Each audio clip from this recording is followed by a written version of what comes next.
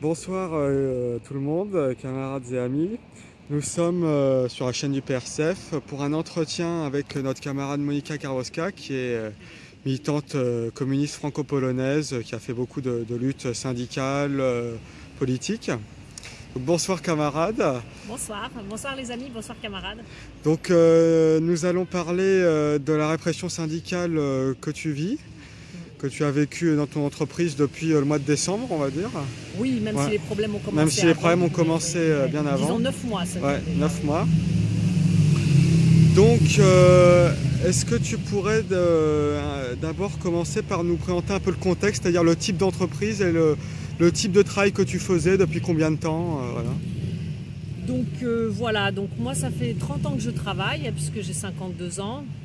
Longue histoire difficile, néolibéralisme à fond. Et je travaille dans le secteur de la sécurité depuis 2015. J'ai été poussée dedans par Pôle emploi, parce que bon, au chômage à plus de 45 ans, on poussait les femmes, y compris les femmes à l'intérieur, vu qu'il y avait Vigipirate, des attentats et tout le reste. Donc j'ai fait les formations aussi en tant qu'agent de sécurité incendie. Et quand j'ai vu comment étaient traités les agents de sécurité sûreté, j'ai préféré travailler dans la sécurité incendie et je me suis débrouillée pour avoir un poste assez pas trop mauvais. Disons que j'aurais pu parler beaucoup de tout ce que c'est que la sécurité. C'est vraiment un milieu complètement dysfonctionnel, pourri, où la lutte des classes est très intense et très en défaveur des salariés, très peu syndiqués en l'occurrence. Mais là, je vais surtout me concentrer sur ce qui m'arrive aujourd'hui, parce que bon, c'est assez emblématique. Et bon, ça permettra de montrer comment ça marche, hein, la répression, n'est-ce pas, contre les gens qui font des activités syndicales et contre les syndicalistes. Donc je suis donc agent de sécurité incendie depuis 2016. Depuis 2016, je travaillais pour une entreprise qui gérait deux grands immeubles de grande hauteur appartenant à l'ARIVP, à la Régie immobilière de la ville de Paris. Donc ce sont des HLM. Les deux premiers immeubles de grande hauteur, donc des tours de 24 étages, qui sont dans le 13e arrondissement. Et là, j'étais rentrée, j'avais été embauchée par une entreprise qui s'appelait Fidelia Corp, qui avait été créée par des légionnaires russes d'ailleurs. Bon, disons que les conditions de travail étaient ce qu'elles étaient. Il y avait du bon et du mauvais. Ce qui était bien, c'est qu'on s'entendait bien sur le site. C'est que j'avais une bonne équipe. C'est-à-dire, pour situer un peu comment ça se passe dans la sécurité incendie, c'est que c'est un service qui doit être permanent 24 heures sur 24. Donc on travaille par cycle de 12 heures. Soit de 7 h du matin jusqu'à 19 h, soit de 19 h jusqu'à 7 h du matin. Et en fait, on doit relever les collègues. Et pendant les 12 heures, il y a des moments où on fait un boulot qui peut être intense, hein, intervention pour l'incendie, veille sur des machines, le système de sécurité incendie, etc., les rondes, les premiers secours aussi. Moi, j'en faisais peu parce que surtout la nuit, moi je travaillais peu la nuit. Et voilà, on travaille aussi le samedi et les dimanches. 2 week-ends par mois, c'est vraiment pas bon pour le militantisme et la vie privée. Moi, je voulais pas trop travailler de nuit pour des raisons de santé et aussi parce qu'à partir de 40 ans, franchement, c'est vraiment très mauvais pour la santé. Et surtout, on était très mal payés, hein. On était payé 5 à 10 euros de plus par nuit et 10 euros pour les dimanches. Donc autant dire que ça n'a aucun intérêt, hein. Autant dormir dans son lit, hein. Et qu'on gagnait, moi je gagnais entre 1300 à 1450 euros, hein. Donc pour vous dire que c'est quasiment des salaires au niveau du SMIC. Donc ce qui était bien, c'est que comme on travaille par cycle de 12 heures, on fait 13 vacations, on appelle ça des vacations, donc 13 périodes de travail par mois. Ce qui fait qu'on a des jours où on ne travaille pas en fait. Donc on se repose ou on fait autre chose. Moi ça m'a permis de militer. La plupart des gens, ce qu'ils font, des salariés, c'est qu'ils prennent un autre boulot.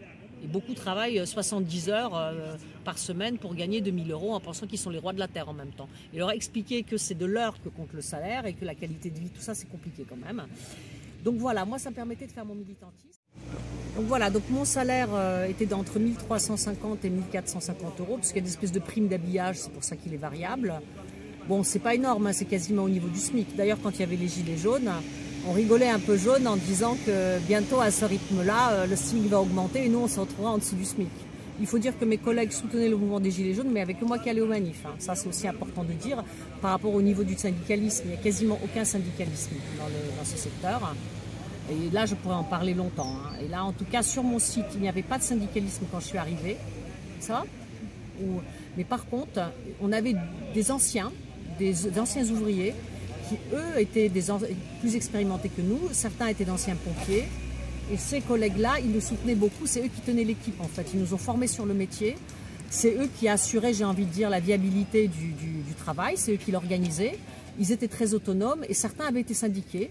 Ils connaissaient parfaitement le droit du travail et là, eux, ils attaquaient toujours le patron dès qu'il y avait un truc qui n'allait pas. Donc tant que ces deux personnes étaient là, je leur rends hommage. Voilà, j'ai envie presque de lire leurs prénoms, Alain et Gérard. C'est vraiment important de leur rendre hommage parce que c'est grâce à eux que j'ai pu tenir sur ce boulot 6 ans et demi. Grâce à leur défense, à l'organisation aussi du travail et à leur soutien.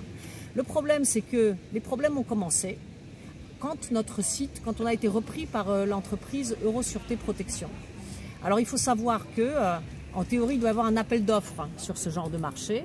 Et tous les 4 ans, la RIVP redonne le marché à une autre entreprise. Comment s'organiser les appels d'offres? J'ai des sérieux doutes, parce que j'ai vu des endroits où il n'y avait pas beaucoup d'appels d'offres, que ça se passe plutôt de relation à relation, n'est-ce pas? Bon. Là, ce qui est sûr, c'est qu'il y a eu l'histoire du Covid avec la dictature covidienne. Il y a eu 1 an de plus pour l'entreprise Fidelia Corp, qui est restée 5 ans. Voilà. Et donc, oui, il est resté 5 ans, parce que moi je suis arrivée en 2016, et ils étaient depuis le début 2016, et donc ils ont été obligés de rendre le marché à l'entreprise Eurosûreté Protection, qui est arrivée le 4 janvier 2021.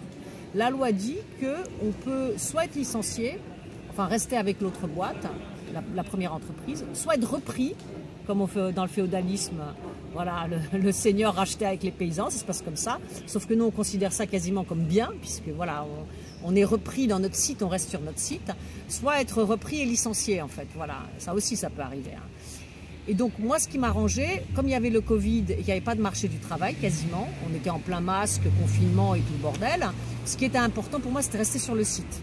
Et effectivement j'ai accepté de passer à Eurosûreté Protection, surtout qu'on avait une négociation quand même, parce que normalement, ils ne doivent pas refaire notre contrat, mais juste donner un avenant. Ils nous ont refait les contrats. Et les contrats de l'autre entreprise étaient tellement mal faits, illégaux, je le savais parce que j'avais déjà consulté ça avec les syndicats, que j'ai accepté d'avoir un nouveau contrat dans lequel c'était marqué SIAP 1, en toutes lettres, et pas agent de sécurité, en général, pour pas qu'ils me déplacent sur un autre site. L'enjeu, c'était de dire à l'entreprise, vous ne nous déplacez pas, parce que cette équipe tourne. Il s'agit quand même... On ne peut pas déplacer les gens comme ça. Dans la sécurité incendie, ce qui importe, c'est de connaître son site, de connaître les machines, de connaître le mode d'emploi, en fait. C'est pas... les entreprises, elles ont tendance à faire tourner les mecs pour que, justement, déstabiliser les équipes. Et ça, c'est aussi un mode de management. C'est du néolibéralisme, et stabiliser les équipes. Alors que là, ce qu'il faut, c'est que pour être performant, en fait, il faut être stable. Voilà, donc on a été repris par Eurosûreté Protection, ça marchait à peu près qu'à un quart. Et puis les problèmes ont commencé. Et là, j'ai tout un catalogue de problèmes que j'aurais pu dire et que j'ai dit d'ailleurs dans les 2 vidéos après que j'ai faites après les mises à pied et tout ce qu'ils m'ont fait, toutes les misères. Il y a eu des problèmes qui se sont posés très très vite et d'autres qui sont arrivés successivement. Tu veux que j'en parle de ces problèmes ou voilà. Ouais, donc voilà, ouais, les problèmes les plus durs, c'est qu'ils ont commencé à payer en retard le salaire. C'est-à-dire à partir de l'année de 2022, en mars 2022, ils ont commencé à payer le salaire, non pas le 10 du mois, déjà le 10 du mois pour 4 semaines de travail. C'est horrible, mais c'est souvent comme ça dans la sécurité et les gens l'acceptent, alors que c'est totalement illégal. On a fait 4 semaines, on doit être payé 4 semaines. Si je suis payé le 10 du mois d'après, je devais être payé pour les 6 semaines qui se sont écoulées, et pas pour 4 semaines, n'est-ce pas? C'est comme si on faisait crédit à l'entreprise. Mais beaucoup de gens l'acceptent, alors qu'en réalité, je ne vois pas pourquoi on accepterait ça. Moi, j'aurais jamais choisi une boîte comme ça qui paye le 10 du mois. Mais là, j'avais pas trop le choix parce que c'était ça ou la porte ou rester chez les autres qui n'avaient pas d'ailleurs pas de boulot pour moi. Et donc, ils commençaient à payer le 12, le 13, le 14, le 17. J'ai protesté systématiquement, j'envoyais des mails. L'entreprise, la DRH répondait que c'est la faute des banques. Comme si quand on fait un virement sur Internet, c'est quasiment immédiat. Il faut arrêter de prendre les gens pour des... À un moment donné, enfin, nous on demandait toujours dans la sécurité des acomptes. Comme on est payé en retard, les acomptes c'est quasiment la règle. Donc on avait des acomptes à partir du 20 du mois, il fallait les demander. À partir du mois de juillet de l'année dernière, les acomptes on les demandait, on était payé 2 semaines après. Il a bien fallu les réclamer. À un moment donné en octobre, j'ai dû quasiment physiquement y aller pour leur réclamer parce qu'ils ne me le versaient pas. Et comment on fait sinon? On a des frais bancaires, on ne peut pas payer son loyer. Enfin je veux dire, on est quand même au SMIC, c'est quand même très grave. Après, il y avait la problématique du savon, des produits d'hygiène. On est quand même dans un boulot dans lequel on travaille dans des locaux techniques, dans des poubelles. Les poubelles sont considérées comme des locaux à risque, on y fait des rondes, on les examine de près. Les poubelles communiquent avec les égouts. Il faut savoir que quand un égoutier ou un technicien s'approche d'un égout, il a tout un scaphandre. Il ne reste pas plus de 2 heures dans son... Il a vraiment... Et nous, on y va à main nue, on n'a même pas de gants, on n'a pas de savon, on doit tout acheter. Il n'y avait même pas de papier de toilette. Alors c'est quand même hallucinant, parce que là, dans le code du travail, c'est très clair, hein, il ne faut pas être grand clair, c'est vraiment à la charge du patron, le savon, le papier de toilette, les produits d'hygiène, pour que le PC et la base vie soient propres. Sachant que comme on travaille 24 heures, on a une base vie, des vestiaires, une douche, une cuisine. Ça, c'est obligatoire aussi, c'est dans le code du travail.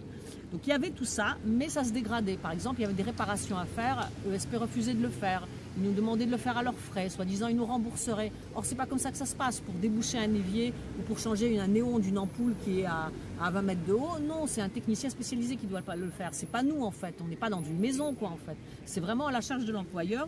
Et effectivement, nos protestations ne donnaient rien le plus souvent. Il y a d'autres problèmes qui n'allaient pas. Par exemple, il y avait l'absence de documents uniques de prévention et de risque dans le travail. Ça, c'est obligatoire, ça n'y était pas.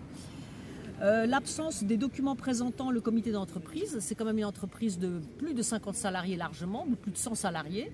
Eh bien, on n'a jamais eu ce papier. Hein. On ne savait pas qui sont les délégués du CE. On ne savait pas qui sont les délégués. Ça, je ne l'ai jamais su, en fait. Hein. On a demandé, on ne l'a jamais obtenu.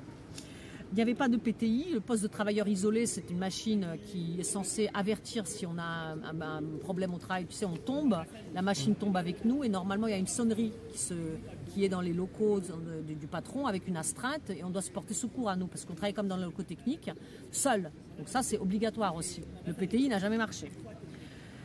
Alors, refus de signer le document de demande de 1% patronal, j'ai jamais réussi à obtenir cette signature. Il y avait des histoires de harcèlement aussi de la part du management, il y avait des tas de problèmes d'organisation dans lesquels je ne vais pas rentrer parce que bon, ça me prendra beaucoup trop de temps. Ce qu'il faut savoir, c'est qu'il y avait, c'est que nous on avait une équipe qui marchait bien et malheureusement les collègues qui venaient de la part de SP, qui venaient aussi nous relayer, parce qu'on était une dizaine de personnes, tu sais, il faut se relayer à ce moment-là.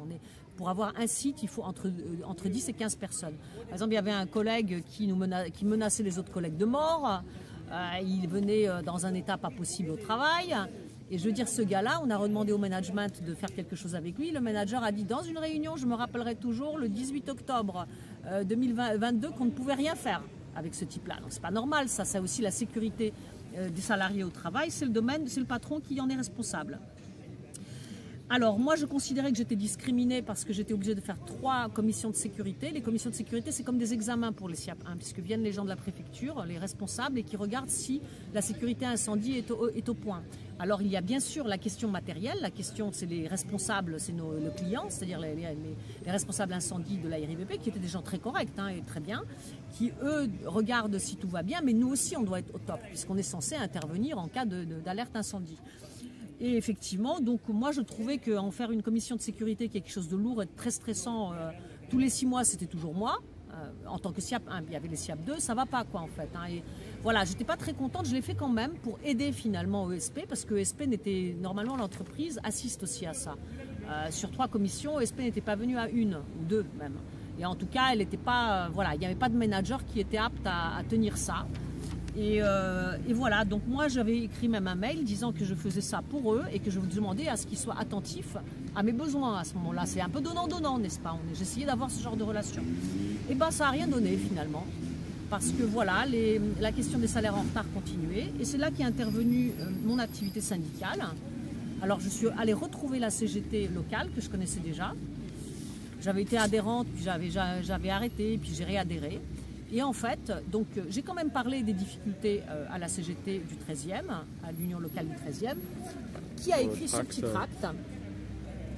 Comme vous voyez, c'est un tract très light. Alors je peux le lire à un fragment comme ça, vous voyez, c'est quand même pas un tract très révolutionnaire. Il n'est pas dit nous allons faire la révolution, attention, nous sortons les fusils, on est prêt pour le maquis. Franchement, qu'est-ce qui est marqué dedans? C'est à l'attention des locataires. Depuis plusieurs semaines, les salariés luttent pour pouvoir assurer leur mission correctement, car très professionnels dans des conditions de travail et de management, le management est inadapté et leurs tâches compliquées. Les salaires sont versés très en retard. L'ESP refuse d'effectuer les travaux nécessaires aux missions des salariés. Remplacement de néons pour les rondes, manager absent lors des rendez-vous avec le client, retard des formations obligatoires, risque électrique négligé. Si les salariés vous alertent, c'est que les habitants des tours pourraient avoir une sécurité au rabais dans leur immeuble. Donc, en fait, il s'agit quand même de nos conditions de travail influent sur la sécurité de l'immeuble. On rappelle des choses qui sont la base du métier, la sécurité incendie. Voilà, c'est signé, voilà, les salariés, plus la CGT Paris 13e. Ce tract, il a été distribué dans une des tours, et dans la deuxième, moi j'ai vu le gardien sortir ses tracts le 10 novembre des boîtes aux lettres dans lesquelles ça avait été mis par la CGT. Et là, il y a eu, j'ai pris les tracts parce que je ne voulais pas qu'ils restent là, et c'est le gardien qui m'a agressé. Il m'a saisi par la main, il m'a dit que c'était une publicité, que je n'avais pas le droit de la mettre, et moi je lui ai dit de toute façon c'est de l'activité syndicale et qu'il n'avait pas le droit de m'agresser, et qu'il surtout il n'avait pas le droit de fouiller les boîtes aux lettres. Donc il y a eu cette altercation.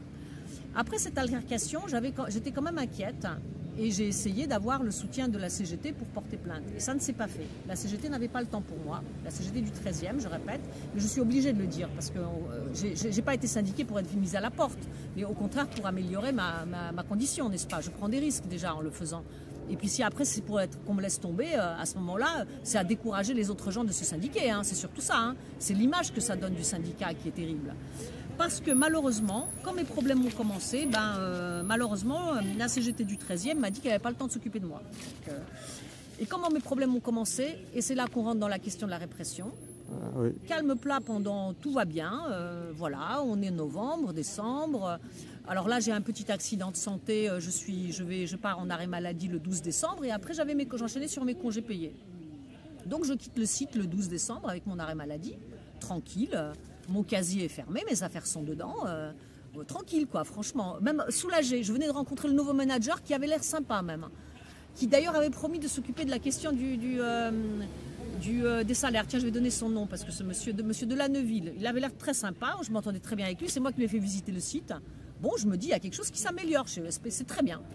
Et puis voilà, qu'est-ce qui se passe? Je suis chez moi, en Pologne chez mes parents, et le 31 décembre, je suis censée revenir pour travailler le 3 janvier de cette année, pas de planning. Or, ce qu'il faut savoir, c'est que les plannings sont modifiés tous les mois, ils doivent être envoyés 7 jours avant la prise de fonction. Donc, ils étaient déjà en retard, ils n'étaient plus dans les cadres de la loi.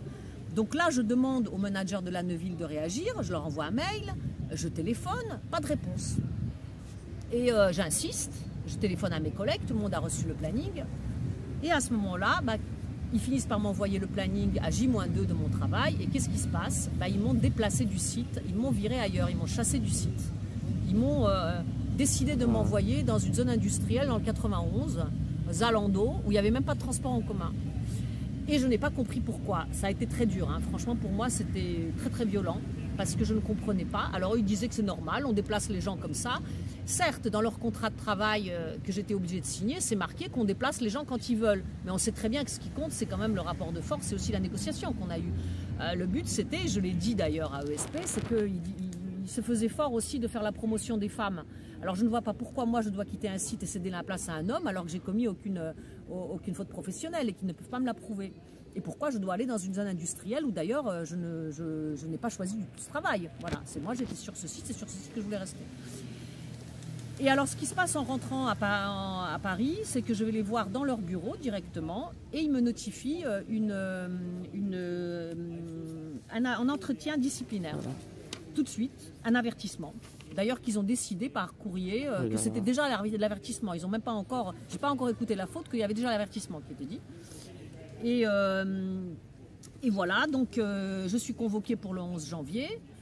Alors comme je ne vais pas parler, parce que je vais garder les vidéos qui sont sur internet, donc voilà, j'ai expliqué dans la vidéo ce qui s'est passé. Et donc en fait voilà, je suis convoquée, il y a une ambiance d'intimidation finalement. C'est là où j'ai dit que effectivement j'avais vu les portraits de M. Dembayatera, le PDG de ESP, avec Emmanuel Macron. La photo était affichée dans le vestibule dans l'entreprise. Et il y avait une autre photo où il était avec Castaner et il y avait avec un type qui ressemblait à Benalla à côté. Voilà. C'est pas un scoop, je veux dire. On me le reproche aujourd'hui. L'entreprise m'a licencié pour avoir dit ça quand même. Parce que le licenciement, c'était à cause des vidéos finalement. Ils voulaient déjà me licencier avant, mais leur prétexte, c'est ça. Mais pourtant, je les ai vus des propres yeux, ils n'avaient pas honte. Et puis surtout, ils ont même mis ça sur leur site internet. Il y a quand même la page LinkedIn de M. Dembayatera, la fameuse photo avec Macron est là. Donc oui, il est content, il est heureux, le chef de l'entreprise dans laquelle je travaillais, d'être à proximité d'Emmanuel Macron. On peut se demander comment on peut parler de capitalisme, c'est-à-dire d'économie de marché dans laquelle la concurrence est libre, si une entreprise affiche son proximité avec le président de la République. Où est la concurrence ? puisqu'on peut se demander si la concurrence n'est pas faussée par des relations politiques. Ça, il faut le dire aussi. Hein. Là, on n'est plus dans le capitalisme de la concurrence libre et non faussée. Ça, il faut quand même le souligner. Donc voilà, moi, ça m'avait un peu impressionné, il faut dire. Après, je me retrouve en face du manager et pas de la DRH, alors que le manager, on sait que c'est pas lui qui va aller au prud'homme, c'est bien le PDG de la boîte, qui me reproche un retard. Alors, un retard en 6 ans, franchement, ce n'est pas matière à un avertissement. On ne peut pas virer quelqu'un pour ça. Surtout que j'habite très loin, j'avais demandé 1% patronal, je peux toujours justifier pourquoi je suis arrivée en retard. Oui, j'assume ce retard. Par contre, il m'a reproché d'avoir agressé le fameux gardien, dont le nom n'est pas cité d'ailleurs, donc ce qui rend cet avertissement illégal. Pour qu'on puisse reprocher à quelqu'un quelque chose, il faut que la personne qui dit que je l'ai agressé, il faut qu'elle donne son nom, qu'elle cite où c'était, qu'elle donne la date, les lieux, etc. Sinon, c'est de la diffamation en réalité, c'est de l'accusation mensongère, c'est justement comment dire, je vais vous dire comment ça s'appelle, pas de lieu, pas de date. Alors oui, parce que je l'avais mis dénonciation calomnieuse. Voilà. Donc j'ai récusé cette dénonciation calomnieuse. J'ai déjà refusé de répondre à ça. J'ai dit que il n'y a pas de preuve. D'ailleurs, il n'y a même pas de preuve. Ils ne sont pas capables de fournir une preuve que c'est le client qui a demandé à ce que je parte. Tant qu'il n'y aura pas de preuve, pour moi, c'est une dénonciation calomnieuse et je pourrais porter plainte. J'ai envoyé un courrier recommandé après cet entretien. J'avais dit dans la vidéo qu'il voulait me ramener de force en plus. Hein. J'étais dehors dans la rue, que la DRH a appelé, a envoyé une de ses comptables pour m'attraper par le bras. Revenez en entretien. Ben non, l'entretien est fini, on n'est pas des esclaves enfin. Je veux dire, je suis dans la rue, c'est bon, je suis libre là. C'est fini là. D'un point de vue formel, il n'y a plus d'entretien. Donc après, appelez-moi ou envoyez-moi un courrier. Ce qui s'est passé, c'est après cela, ils m'ont envoyé un planning pour aller sur un centre commercial. Je me suis déplacée à ce centre commercial en février et j'ai travaillé comme s'il n'y a pas sur ce centre commercial parce qu'il était ce centre commercial Charras à la Défense. Effectivement, là je pouvais me déplacer, j'étais dans la conciliation parce que bon, c'était desservi par le RER A, je pouvais me déplacer. D'ailleurs ce boulot était plutôt bien, d'ailleurs je me suis bien entendue avec l'équipe, c'était sympa là-bas. Je pensais même que j'allais rester, même si j'avais vu déjà, avec les responsables de ce site-là, qu'en réalité, ma présence n'était pas facturée. Donc je savais bien qu'il y avait déjà un problème et qu'ils comptaient probablement me licencier et de toute façon me faire des misères, de faire du harcèlement. Et voilà donc que, un beau jour, c'était le 27, le 26 ou le 27, parce que là j'essaie d'oublier ces trucs-là, donc 26 février, samedi matin à 7h, je me pointe au centre commercial et voilà que le SIAP le chef d'équipe, me dit que je n'ai pas le droit de rester, qu'il a reçu un ordre de la boîte que je dois partir. Ah oui. Je refuse de partir en disant que si je n'ai pas eu un ordre de l'entreprise écrit, c'est un abandon de poste et je ne veux pas qu'on me fabrique un abandon de poste en fait. Et je reçois à ce moment-là un mail de la DRH d'ESP qui me notifie une mise à pied conservatoire. Effectivement par mail et la mise à pied est arrivée, est-ce qu'elle est arrivée par courrier recommandé? Oui, je ne me rappelle même plus, ça il faut que je regarde. En tout cas, ce qui est sûr, c'est que c'était déjà marqué, nous sommes amenés à envisager à votre égard une éventuelle mesure de licenciement. Donc en réalité, j'étais déjà, voilà, ils avaient déjà décidé de me licencier, alors que je n'avais commis aucune faute professionnelle, ni rien sur ce site. Hein. Enfin, franchement, rien ne justifiait aussi cette espèce de violence, en fait. Comme si on était un chien, comme si j'étais une voleuse qui doit quitter à tout prix le site, parce que c'était vraiment très dur. Je ne vais pas répondre, c'est mon téléphone. Et donc voilà, donc ce qui se passe, c'est que ça m'a vraiment... Ah oui, voilà. Et ils ont envoyé le 27 février... une convocation pour un entretien préalable au licenciement, tout de suite en fait, fixé au 1er mars. Donc moi, je suis en arrêt maladie depuis le 1er mars. Et voilà, et c'est fini. Le 9 mars, l'entreprise m'envoie un courrier recommandé dans lequel elle me licencie pour les 2 vidéos, en constatant que les 2 vidéos que j'avais faites pour informer les militants et pour demander de l'aide aussi, parce que j'avais besoin, comme les syndicats ne me soutenaient pas et qu'il n'y avait pas, il n'y a pas de CE, il n'y a pas de délégué d'entreprise à ESP. Il y avait vaguement le nom d'un type que j'ai contacté, qui était obligatoire, qui était le délégué officiel. Ce gars-là n'a jamais répondu à mes appels, donc bon voilà quoi. Donc j'étais toute seule, j'avais besoin d'aide. C'est pour ça que j'avais fait les 2 vidéos sur la chaîne YouTube Odrodzenie Komunizmu, Renaissance communiste de mon ami polonais Michał Nowicki. Et en fait, c'est pour ces 2 vidéos-là que j'ai été licenciée. ESP considère ces vidéos comme de la diffamation, comme une faute professionnelle, comme je ne sais plus que je nuis à l'image de l'entreprise, etc., qu'il n'y a plus de confiance. Or, la diffamation, ça n'existe pas comme motif de licenciement dans le Code du travail. Ça, c'est nouveau. Ils essayent de faire passer ça pour justement bâillonner les salariés, les empêcher de parler. Et oui, il peut y avoir un manque de confiance. Mais un manque de confiance, ce n'est pas une faute professionnelle, c'est un constat. Et souvent, ça s'applique qu'au cadre. Parce qu'en réalité, une faute professionnelle est très claire dans les métiers ouvriers. Moi, j'ai des tâches précises. Si on ne peut pas me prouver que ces tâches précises, je ne les ai pas effectuées, bah, ce n'est pas une faute. Le fait que je n'aime pas le patron, ce n'est pas une faute. J'ai le droit de ne pas aimer le patron, à condition que j'exécute mon boulot, de toute façon. Et là, on est quand même dans le cadre d'une lutte syndicale. On est dans la lutte pour un salaire, on est dans le cadre d'une critique des conditions de travail et de la façon dont l'entreprise me traite. On ne peut pas dire que moi, j'ai inventé ça comme ça. Et voilà, je n'ai pas fait ces vidéos gratuitement. D'ailleurs, je n'ai rien dit au public ni à personne, à part au syndicat, sur les questions des salaires l'année dernière. J'ai été obligée de bouger quand on m'a privé de mon poste quand même, quand on m'a chassé de mon site. Et d'ailleurs, on ne m'a jamais restitué mes affaires. OSP n'a jamais restitué mes affaires qui sont toujours dans le casier quand même, depuis 6 mois. Alors, ce qui se passe aussi, c'est que depuis, ESP n'a pas envoyé les documents, c'est-à-dire n'a pas envoyé le solde de tout compte, n'a pas envoyé, après mon licenciement, n'a pas envoyé le solde de tout compte, le certificat du travail, n'a pas envoyé le document pour Pôle emploi et n'a pas non plus envoyé à la sécurité sociale le document pour les indemnités maladie. Ce qui fait que je n'ai pas eu de revenus, je n'ai pas de revenus depuis le 1er mars. Il a fallu, avec beaucoup de difficultés, que je fasse une demande au prud'homme, voilà, en référé. J'ai déposé cette demande début mai.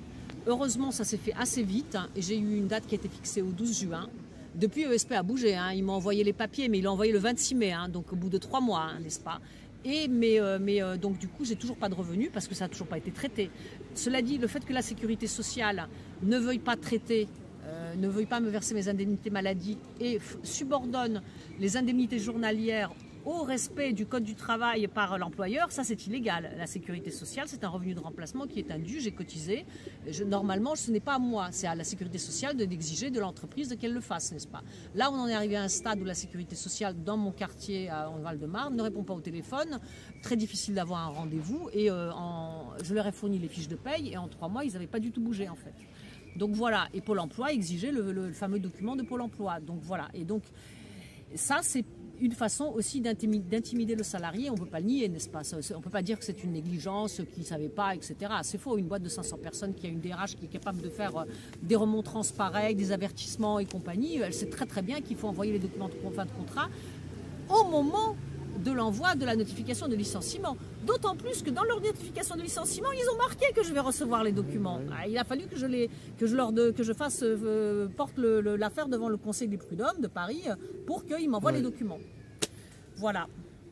Donc, est-ce que tu veux que je parle un petit peu du Conseil des prud'hommes ou il y a déjà trop de temps? Non, je pense qu'on peut en parler un petit peu. Donc voilà, ça serait peut-être bien que juste tu nous parles un peu de la question de l'inspection du travail, oui, et du fait qu'avec les contre-réformes néolibérales de Macron, MEDEF, UE, l'inspection du travail a été complètement démantelée. Tout à fait. Alors l'inspection du travail, qui est une des institutions les plus anciennes du mouvement ouvrier en France, 1890, c'est une institution qui marchait il n'y a pas encore longtemps, j'ai envie de dire en 2014-2015. Avant c'était très simple, je veux dire, on allait voir l'inspection du travail, elle faisait un coup de fil, il suffisait d'une simple menace d'une descente dans une boîte pour que les choses se débloquent, vraiment, je me rappelle encore 97, 98, et là aussi, même dans la sécurité, j'ai accompagné des collègues, j'ai fait des courriers, on allait simplement à l'inspection du travail encore en 2016, on était reçus, l'inspection du travail nous aidait à faire les courriers, et souvent un simple courrier dans lequel on mentionnait qu'on était passé à l'inspection du travail, ça suffisait pour ce genre de choses.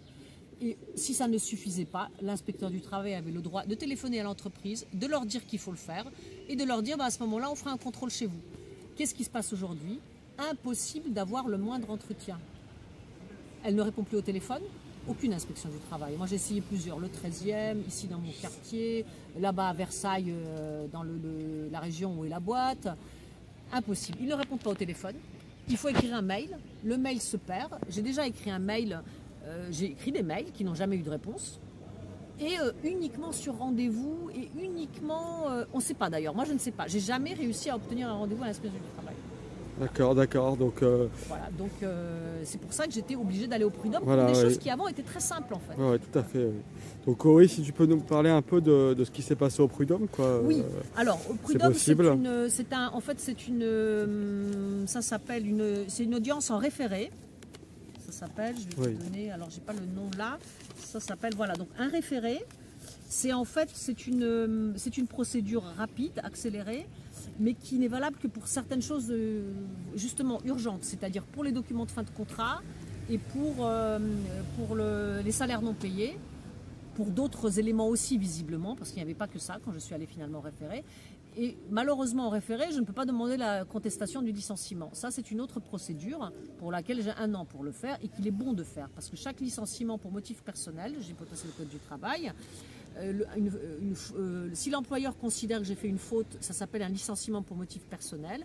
Et il est bon que tous les salariés le contestent parce que sinon, les autres employeurs peuvent invoquer cela, qu'on a été licencié pour faute. Or, cette faute est inexistante, il faut absolument laver son honneur de professionnel. C'est super important, même si jamais on perd ou c'est machin, non, il faut le faire, quoi qu'il arrive. Et là, il s'agit surtout de la liberté d'expression, donc c'est quand même quelque chose de très important. Moi, c'est ce que je dis maintenant à mes collègues. Qu'est-ce que je leur dis? Je leur dis, écoutez, maintenant c'est votre problème, mon licenciement. Pourquoi? Parce que moi, j'ai déjà été licencié, j'ai déjà souffert.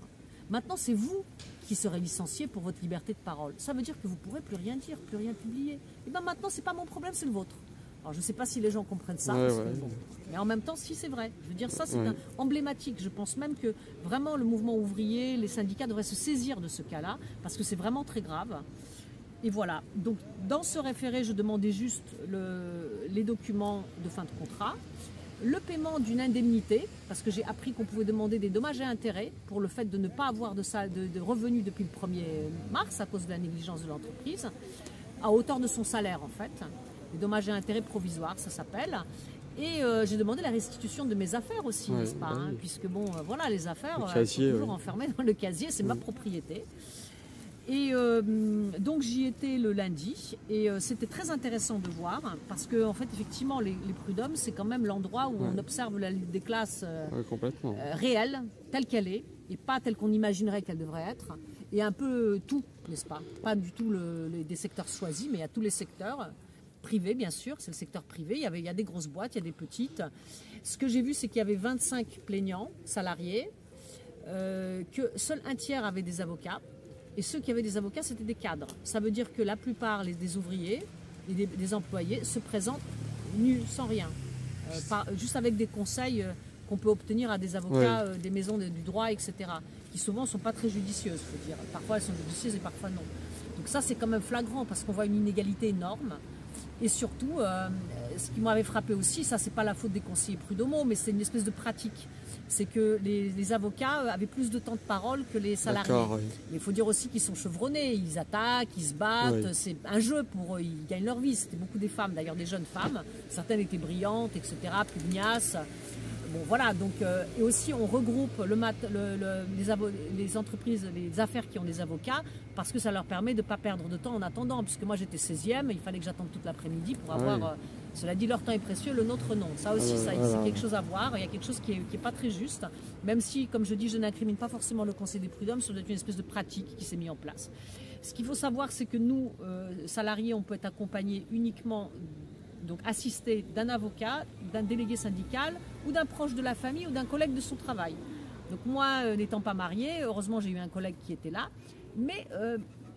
en même temps, n'importe qui peut venir, hein, puisque la justice est ouverte et libre, n'est-ce pas? Donc, en fait, en réalité, c'est bien de regarder ce qui se passe, parce que ça nous apprend beaucoup de choses. Et notamment, ce que j'ai vu, ça, c'était très, très flagrant. Alors, ce que j'ai vu, c'est que, bon, la plupart des affaires, c'était des affaires comme la mienne, hein, n'est-ce pas? L'absence de contrat, de documents de fin de contrat, non-paiement de salaire. Et...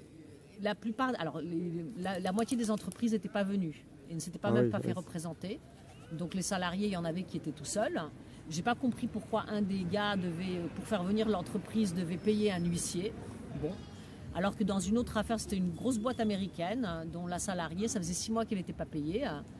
Ils s'étaient pas déplacés non plus. Mais par contre, son affaire a été jugée. Je ne sais pas comment, parce que le délibéré est dans la soirée et elle a la réponse le lendemain. Mais bon, en tout cas, les conseillers prud'homaux se sont penchés sur son cas et pas sur celui de l'autre gars. Je ne sais pas pourquoi. Bon, il y a peut-être des choses qui m'échappent. Mais en tout cas, c'est sûr que moi, j'étais assez inquiète, sachant que l'entreprise ESP n'est pas venue, leur avocat n'est pas venu. Et leur avocat avait envoyé à la dernière minute une demande de report. Et ce report a été accepté pour le 21. Moi, par contre, j'ai demandé au prud'homme de prendre en compte que c'était urgent et que je n'avais plus de revenus depuis le 1er mars. Et effectivement, c'était un report ultime, d'après ce qu'a dit le conseiller. Et voilà, donc c'est assez stressant quand même, il faut dire. C'est assez stressant parce que bon, on sent, c'est vraiment le poids j'allais pas dire de l'État, parce que les conseillers prud'homaux ne sont pas censés être l'État. Mais effectivement, on est dans le cœur de la lutte des classes et on est seul quand même. Là, on est vraiment seul. On sent à quel point on est peu comparé aux entreprises qui se permettent de même pas venir. Alors, toutes les boîtes ne sont pas pareilles. Hein. Il y avait un pauvre gars qui était un auto-entrepreneur qui n'avait pas payé son apprenti. Enfin, franchement, la jeune fille de 21 ans, pareil, pas payée depuis 3 mois, pas de document de fin de contrat, elle a perdu son appartement, elle était avec sa mère, mais c'était pitoyable en fait. Et le gars n'était pas capable de lui verser 300 €, 400 €, il lui devait. Même les conseillers prud'homaux lui ont dit, mais monsieur, vous ne pouvez pas régler ça? Ils lui ont demandé de le faire sur le champ, de prouver qu'il le fait tout de suite là, sur son téléphone. Et donc il a fini par le faire, mais c'était vraiment lamentable. Ça, c'est des choses qui se réglaient à l'inspection du travail très vite avant. Et même les employeurs, ils devraient être formés à ça. Quelqu'un qui veut devenir auto-entrepreneur, ça devrait être un module obligatoire, le droit du travail, pour lui dire qu'on ne joue pas avec la vie des gens. Si tu n'as pas d'argent, tu n'emploies personne. Et puis c'est tout, quoi. Tu ne te lances pas à employer quelqu'un que tu ne peux pas payer et que tu vas maltraiter, en fait. Mais les grandes boîtes, elles ne sont pas d'excuses. Il y avait d'autres affaires intéressantes. Il y avait une question d'inégalité homme-femme.